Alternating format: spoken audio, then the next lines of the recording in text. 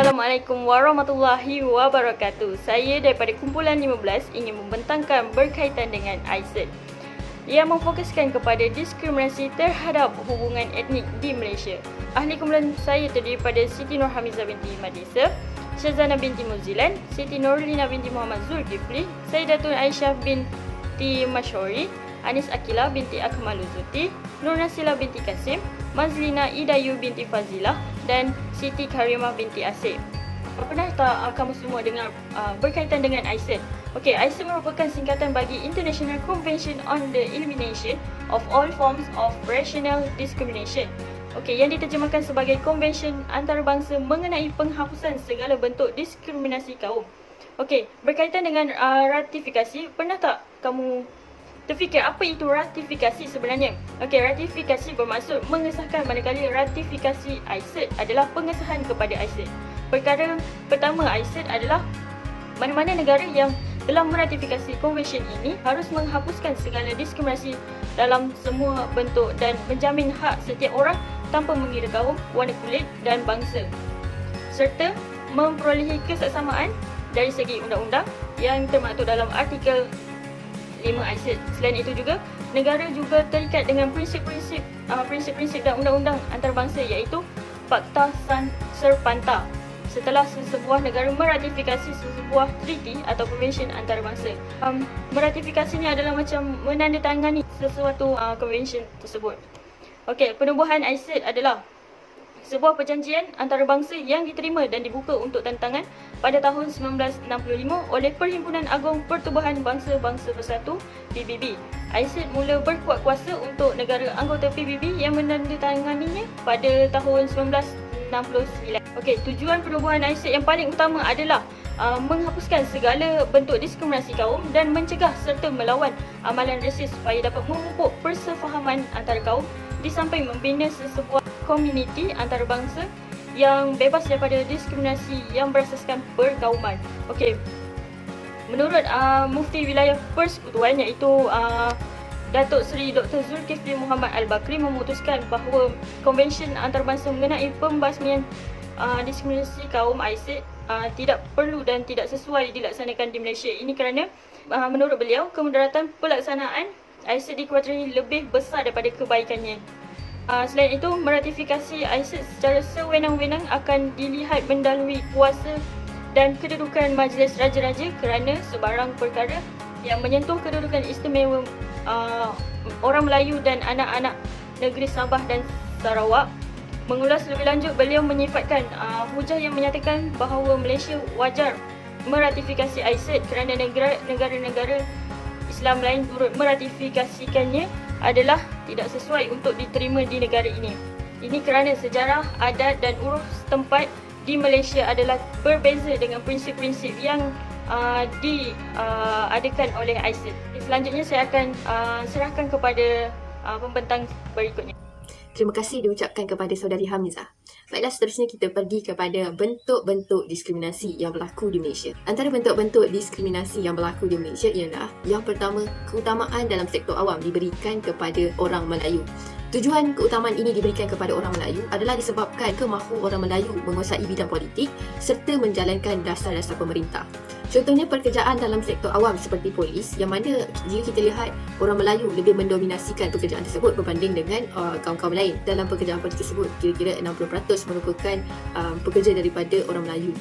Jadi di sini timbul rasa tidak puas hati oleh sesetengah masyarakat seperti masyarakat China dan India, sehingga mereka ini mempunyai satu ideologi sendiri, iaitu anak-anak mereka haruslah pandai kerana peluang pekerjaan bagi anak-anak mereka khawatir tiada peluang pekerjaan untuk anak-anak mereka disebabkan mereka berasal daripada kaum China dan India. Bentuk-bentuk diskriminasi yang kedua ialah munculnya isu-isu yang boleh mencetuskan perbalahan atau pergaduhan di antara kaum. Hal ini kerana isu-isu ini muncul disebabkan tiadanya persefahaman dalam di kalangan masyarakat Cina, India dan Melayu ataupun masyarakat-masyarakat lain yang ada seperti Bumi Putra. Selain itu, nilai-nilai murni yang telah diterapkan semenjak mereka masih kecil di dalam diri mereka tidak dapat diaplikasikan ataupun tidak dapat digunakan dengan baik sehingga menyebabkan berlakunya perbalahan di antara kaum. Selain itu, wujudnya perasaan benci di dalam diri individu ataupun rasa prejudis terhadap agama ataupun bangsa lain Malah tanpa kita sedari diskriminasi kaum telah berlaku di Malaysia. Diskriminasi tersebut boleh dibahagikan kepada beberapa pembahagian, iaitu yang pertama, diskriminasi dalam agama. Yang kedua, diskriminasi di antara kaum. Diskriminasi dalam agama ini sering terjadi dalam kalangan masyarakat kita. Contohnya, baru pada bulan puasa 2021, terdapat 2 pekerja pengawal peribadi yang berpuasa pada ketika itu. Namun, majikan mereka telah membelasah ataupun telah memukul 2 orang pekerja yang sedang berpuasa ini serta mengacungkan pistol di kepala mereka hanya kerana mereka berpuasa di bulan Ramadan. Jika kita lihat daripada sini, kita dah nampak ada wujudnya diskriminasi dalam agama, yang mana majikan-majikan tersebut merupakan orang bukan Islam. Mereka merasakan bahawa pekerja mereka ini tidak patut untuk berpuasa. Diskriminasi di antara kaum ini, kita boleh lihat kejadian-kejadian yang berlaku. Contohnya seperti peristiwa 13 Mei yang mana berlakunya rusuhan kaum di antara kaum Cina dan India. Selain daripada peristiwa 13 Mei, kita boleh lihat kejadian yang berlaku pada 2019, iaitu mengenai isu tulisan Jawi. Kerana pada ketika itu, isu tulisan Jawi yang hendak diajar dalam silibus sekolah tidak dipersetujui oleh salah seorang daripada Persatuan Lembaga Pengurus Sekolah Cina. Baiklah, saya serahkan pembentangan ini kepada rakan pembentang yang seterusnya. Saya, Anis Akilah, akan menerangkan mengenai kesan-kesan penubuhan ISET Malaysia.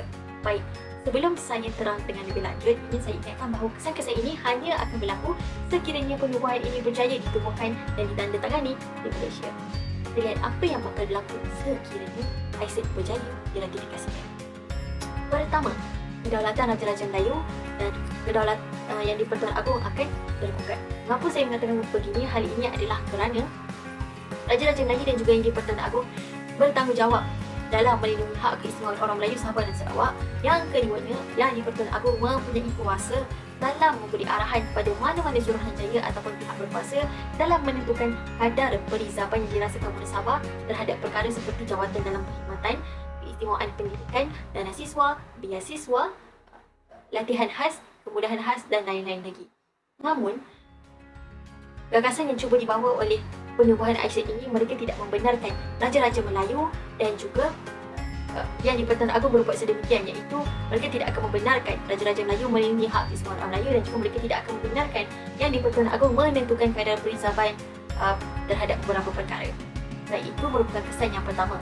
Yang keduanya adalah hak keistimewaan orang Melayu, Sabah dan Sarawak akan terhapus. Hal ini sangat berkait rapat dengan perkara yang pertama tadi, iaitu apabila Raja-Raja Melayu dan juga yang di-Pertuan Agong tidak lagi mempunyai kuasa di dalam perlembagaan. Hal ini bermakna orang-orang Melayu dan Sabah dan Sarawak tidak lagi mempunyai keistimewaan yang boleh diperjuangkan di Malaysia. Melayu, Sabah dan Sarawak selayaknya menerima hak keistimewaan. Hal ini adalah kerana mereka merupakan tuan rumah di Malaysia dan selayaknya mereka menerima hak-hak yang istimewa di Malaysia.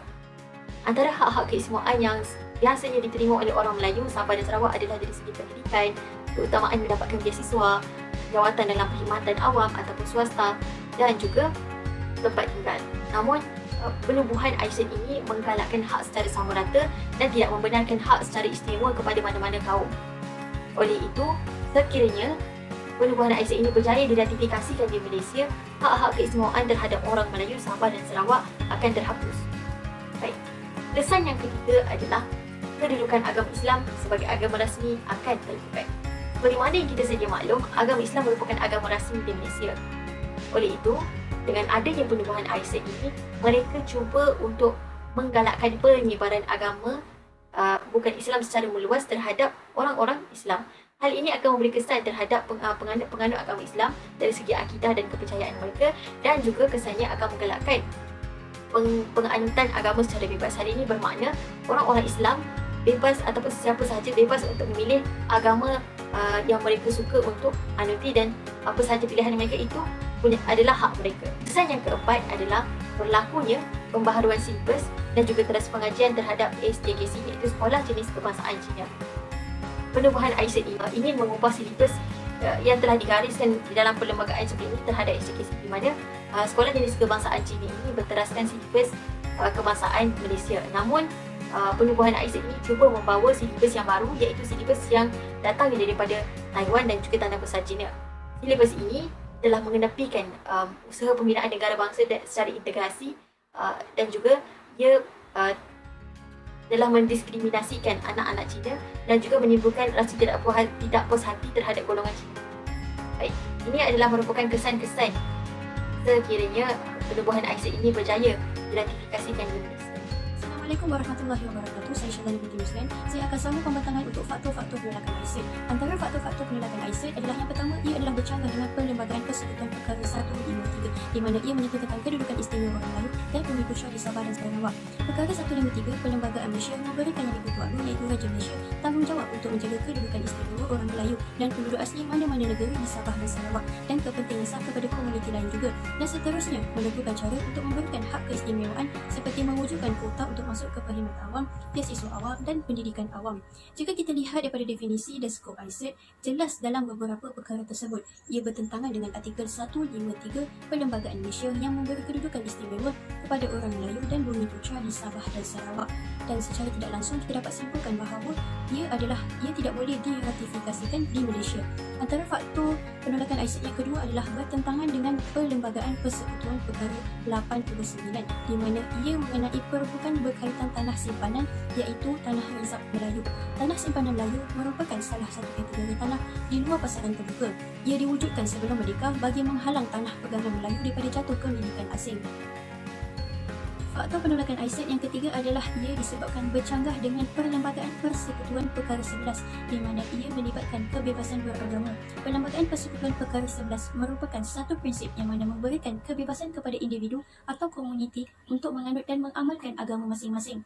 Kebebasan beragama ini dikira sebagai salah satu hak asasi yang fundamental kepada manusia sejagat. Di Malaysia, biarpun Islam diiktiraf sebagai agama persekutuan menurut Perkara 3 dalam Undang 1 Perlembagaan Persekutuan, penganut-penganut agama lain masih lagi bebas untuk menganut dan mengamalkan agama mereka. Hal kebebasan beragama ini telah diperuntukkan dalam Perkara 11 Perlembagaan Persekutuan. Faktor penolakan ISET yang terakhir sekali yang keempat adalah bertentangan dengan Perlembagaan Persekutuan Perkara 8 iaitu mengenai kesamarataan dan hak sama rata, pengecualian dalam soal agama, kedudukan istimewa orang Melayu dan seumpamanya. Perkara 8 Perlembagaan Persekutuan Malaysia adalah berkenaan dengan hak kesamarataan seperti yang saya sebutkan tadi, iaitu hak ini amat penting bagi mengelakkan berlakunya diskriminasi dan ketidakadilan kepada rakyat Malaysia. Seterusnya dapat menegakkan hak asasi manusia. Kesamarataan ini dapat dilihat daripada banyak aspek termasuklah dari segi agama, bangsa, keturunan, tempat lahir dan jantinan. Hak kesamarataan ini telah diiktiraf sebagai salah satu kebebasan asasi yang termaktub di dalam Perlembagaan Persekutuan. Sedikit kesimpulan daripada saya, apa yang kita dapat lihat daripada faktor-faktor penolakan ISET daripada empat faktor ini adalah disebabkan percanggahan dengan Perlembagaan Persekutuan. Untuk para tahu semua, kesemua Perlembagaan Persekutuan adalah sangat penting bagi keadilan semua rakyat Malaysia. Itu sahaja daripada saya. Sekian, Terima kasih saya ucapkan kepada saudari Syazana. Baiklah, seterusnya, saya Siti Nabila binti Nawazul Fitri akan membentangkan analisis kajian.